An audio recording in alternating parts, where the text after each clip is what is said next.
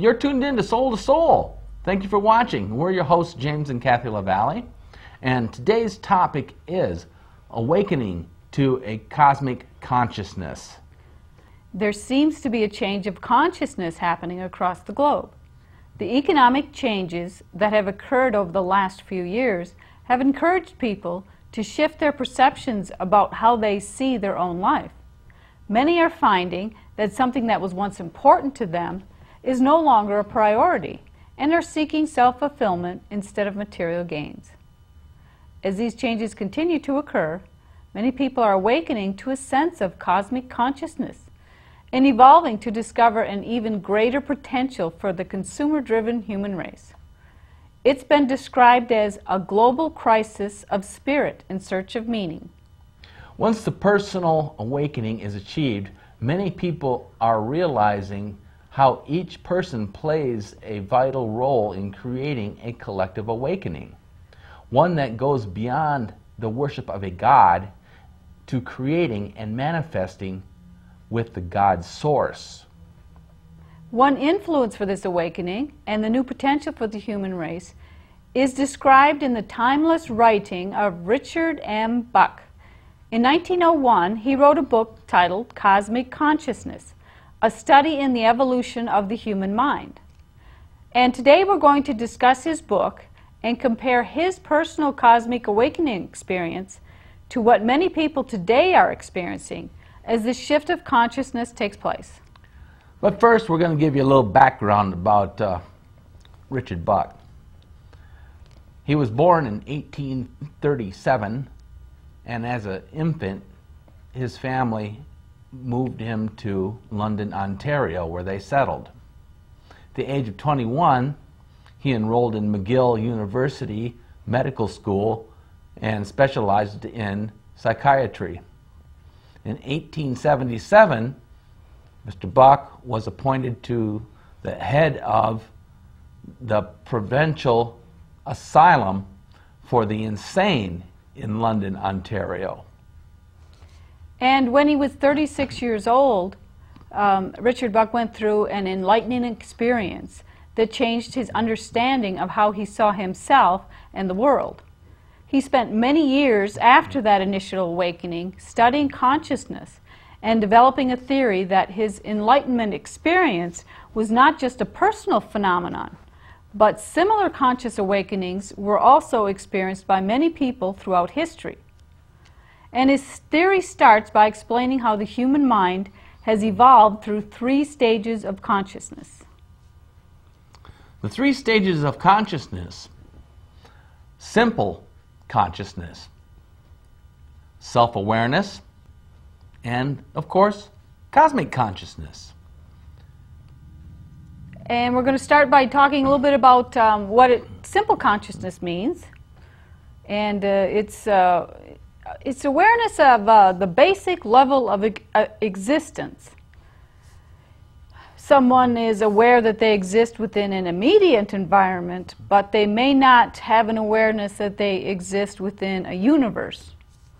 And this is often common with levels of the animal kingdom, and also it may have been experienced by early humans back in the Cro-Magnon era. And don't forget the troglodytes. Very early humans, yeah. And you know, they may have only thought that they had they couldn't see beyond their own immediate environment. They hadn't explored other territories yet, and basically they were living by instinctual consciousness, focusing on their survival needs and just living day to day. And they may have lacked they say animals lack self-reflection abilities, and the early humans may have been limited in their self-reflection abilities, according to Mr. Bucke's theory. So that's the first level of consciousness, simple consciousness. The second level is self-awareness, realizing the self is a distinct entity. Yeah, the entity might realize that they are part of their immediate environment like they do in simple consciousness, but they also realize that they're part of a greater whole. They can recognize that they belong to a state, and that state belongs to a nation. That nation is on a planet, and that planet is part of a vast universe. So in the self-awareness phase, you can you get an idea of that you belong in a bigger picture. And during this phase is when language was created. That kind of distinguishes us between the animal kingdom, the creation of language, and many fine arts were developed. A lot of literature was created. People started building communities, developing societal rules. Social cliques, meetings, gatherings of nature. Yeah, so social things became important to people, and they also started exploring new lands and space travel. You think that was part of when they started to realize that what other people might think of them could be important? Yeah, definitely. That would be in the self-awareness phase. Yeah, starting to, and that's part of it. Because in the self-awareness phase, you are able to have self-reflection. So, you start to assess, why am I feeling a certain way? Why do I feel these emotions? You start to pass judgment on people. Why does my neighbor think these things about me? Yeah, well, that's part of the judgment phase. Yeah, so all these things are happening during self-awareness, and it's kind of the phase that most people have been in for a very long time. The average person is probably in that phase today. Like focusing on wants and desires of the ego? Yeah, that's a very big part of the self-awareness phase, is basically you're dominated by the ego. And even though you are capable of self-reflection, the ego is kind of in charge, and that's why we have the competitiveness. As we've mentioned in previous episodes of the ego. Yeah, so that's all part of the self-awareness phase. And then we come into phase 3, which Mr. Bucke calls the cosmic consciousness phase.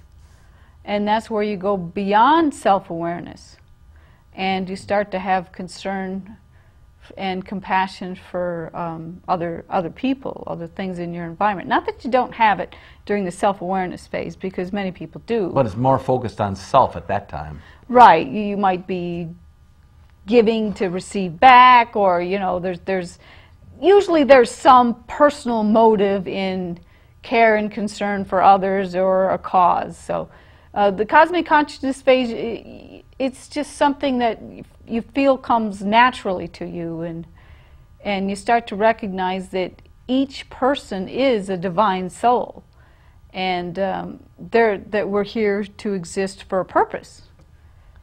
And how we all fit into the bigger picture then. I mean, we're all here for a specific purpose.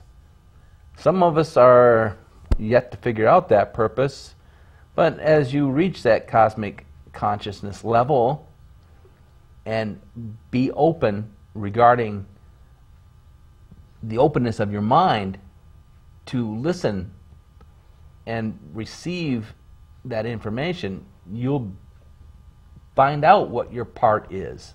Yeah, and during this phase, many people do realize what their specific purpose is, as they see themselves being part of this greater whole. They realize that even though I'm just one small individual in this vast whole, in this vast universe, that the actions